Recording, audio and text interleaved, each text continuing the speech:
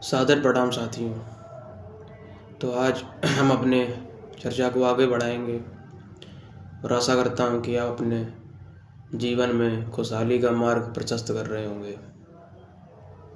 तो आज हम चर्चा करेंगे कि क्यों हम जीवन में कुछ भी सार्थक या सारभूत नहीं कर पाते हैं, या हम क्यों इतनी हताशा और मानसिक उत्पीड़न का शिकार हो जाते हैं। यह इसलिए होता है क्योंकि हम बचपन से ही हमने जाने अनजाने में ऐसे संस्कार निर्मित कर लिए हैं कि हमको लगता है कि इनसे बच पाना या फिर इनसे निवृत्त हो पाना करीब करीब असंभव है,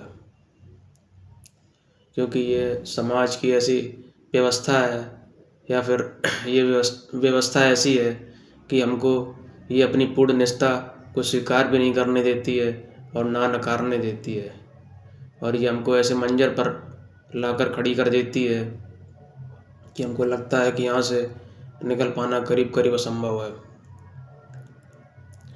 क्योंकि अगर हम गौर से देखेंगे तो हम देखेंगे हम जो भी जीवन में कृत्य करते हैं उसमें हमारे मन का बहुत ही अहम रोल होता है, और हम इसका ही निराकरण कर देते हैं अपने जीवन में, क्योंकि हमको लगता है कि इससे कुछ लेना देना नहीं है, ये तो अनियंत्रित है और उसको नियंत्रित करने का कोई साधन भी नहीं है।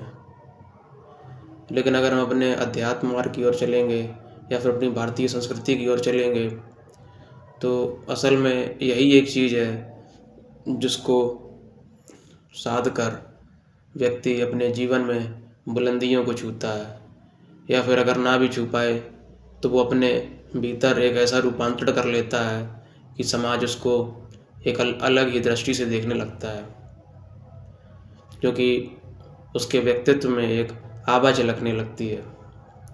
और यही एक जीवन रूपांतरण का विज्ञान भी है अगर हम देखेंगे, और यही ना तो हमको ये सिखाया जाता है और ना ही हमको इसका पता पड़ पाता है। हम चाहे कितना भी अध्ययन मनन कर लें, लेकिन इसका जो सार है, जो निचोड़ है, क्योंकि हर बात या फिर हर पुराण, हर जो कि महान आदमी है, जो कि जागृत पुरुष है, उसी इसकी ओर संकेत करता है, लेकिन हमको ये जान पाना या भान नहीं होता है कि असल में इसका निचोड़ या गूढ़ार्थ क्या है, क्या इसका। तो आज हम देखेंगे कि ये असल में इसका जो सार है उसको कैसे अपने जीवन में लागू किया जाए।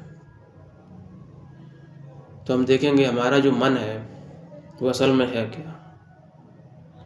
मन मतलब ऐसी एक, इसको हम ज़्यादा विश्लेषित अगर करके देखेंगे तो हम देखेंगे जो हमारे निरंतर एक अंतर्द्वंद्व हमारे चित्त पे जो छवियाँ या फिर जो दृश्य आते रहते हैं, तो हम देखेंगे कि वो निरंतर ही चलते रहते हैं और ये हमारी पकड़ के बाहर होते हैं, और ये निरंतर आक्षेप करते रहते हैं वर्तमान के क्षणों पर।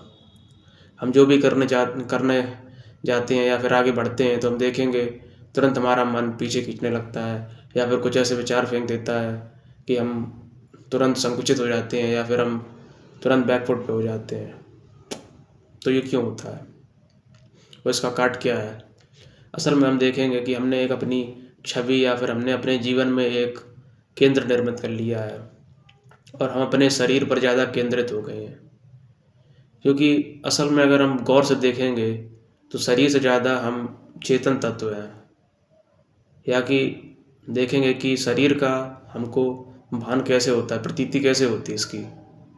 अगर हम और बारीकी से देखेंगे तो हम देखेंगे हम हमेशा कहते हैं मेरा शरीर, कभी हम ये नहीं कहते हैं कि मैं शरीर हूँ। और अगर हम लोग कहेंगे कि मेरा शरीर या फिर मेरा पेन, मेरी कार, तो कार और मैं अलग अलग है, या फिर ये दोनों चीज़ें पृथक होती हैं। लेकिन हम इतने सालों से हम ये देखते आए हैं और ये हमारे चित्त में इतनी गहन तरीके से इसने अपनी छवि निर्मित कर ली है कि हमको लगता है कि हम शरीर में ही अवस्थित हैं। अवस्थित तो हैं हम शरीर में, लेकिन शरीर का हिस्सा इतना नहीं है, क्योंकि हम एक चेतन तत्व हैं जिसको हम कॉन्शियस कहते हैं, और उसी से हम भान कर पाते हैं शरीर का अपने। क्योंकि अगर शरीर में जो भी कष्ट होता है तो वो हमको उसकी प्रतीति तो होती है, लेकिन वो किसके द्वारा होती है, वो हमको इंद्रियों के द्वारा होती है।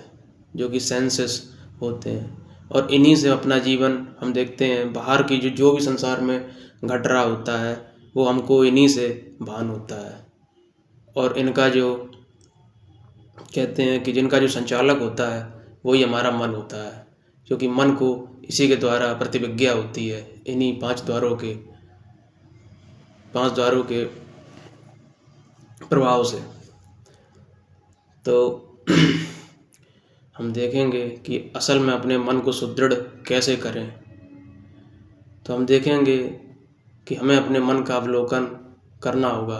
और कैसे करना होगा?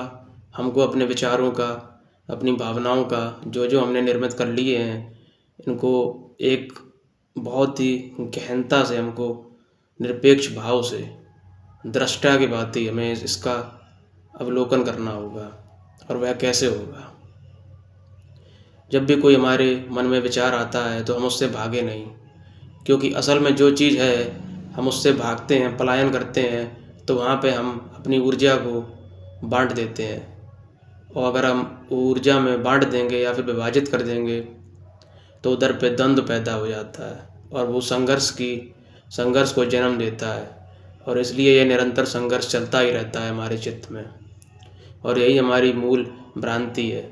जो चीज़ हो रही है हमें उसके साक्षी भाव के साथ उसके साथ गुजर जाना है, ना तो हमें उससे भागना है, ना ही उससे पृथक होना है। और अगर हम पूर्णतः उसके साथ ही बने रहें तो हम देखेंगे एक समय के बाद वो चीज़ अपनी पराकाष्ठा पर जाकर हट जाती है, या फिर हम ये कहें उसका उच्छेदन हो जाता है। और ये इतना बड़ा विज्ञान है कि हमको लगता है, जब हम पहली बार इसकी ये हमारे अनुभव में आती है तो हमको लगता है कि हम लोगों को कुछ ऐसा मालूम पड़ा है जो कि अब तक मालूम नहीं था। लेकिन अगर इसकी ही हम फिर एक छवि निर्मित कर लेंगे अपने मन में, चित्त में, तो हम फिर बन जाएंगे, क्योंकि मन का काम ही है, वो आपको एक चीज़ छोड़ेगा तो तुरंत दूसरी पकड़ में ले आएगा। और यह धारा ऐसी है आध्यात्मिक मार्ग की कि हम इस पर अंकुश नहीं लगा सकते हैं। किसी बिंदु पर यह समाप्ति नहीं होती है, यह एक सतत धारा है। और यह ना तो हम इसको किसी भी चीज़ में बांध कर इसका सारभूत प्रकट नहीं कर सकते हैं, क्योंकि अगर हम करना भी चाहेंगे तो शब्द भी कम पड़ जाएंगे। और इसी तरीके से हमको आगे बढ़ना है, छोटे छोटे अनुभव को और अपने जो हमको दृष्टिपात होता है उसको बदलना है, उसमें रूपांतरण करना है, और इस मार्ग पर हमको आगे बढ़ना है। और आगे बढ़ते बढ़ते हमको पता चलेगा कि अब तक हम कितनी मूर्छा के शिकार थे।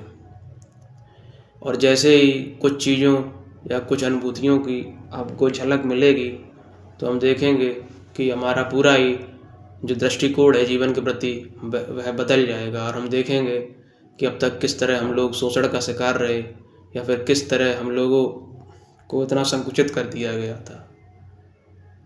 तो हमको जागना तो पड़ेगा ही, चाहे हम लोगों को कोई भी कीमत चुकानी पड़े, क्योंकि इसके अलावा हमारे पास कोई उपाय है भी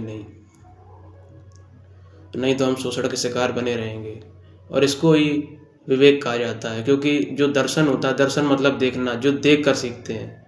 क्योंकि असल में हम देख इसलिए नहीं पाते कोई चीज़, क्योंकि ये मन देखने नहीं देता है, ये हमेशा उसमें मिलावट कर देता है, या फिर उसमें आक्षेप करता रहता है हमारे देखने पे। तो जो चीज़ हमको भान होती है वह बिल्कुल वैसी नहीं होती है जो है, क्योंकि मन उसमें अपनी मिलावट कर देता है और उसकी फिर हम छवियाँ निर्मित कर लेते हैं।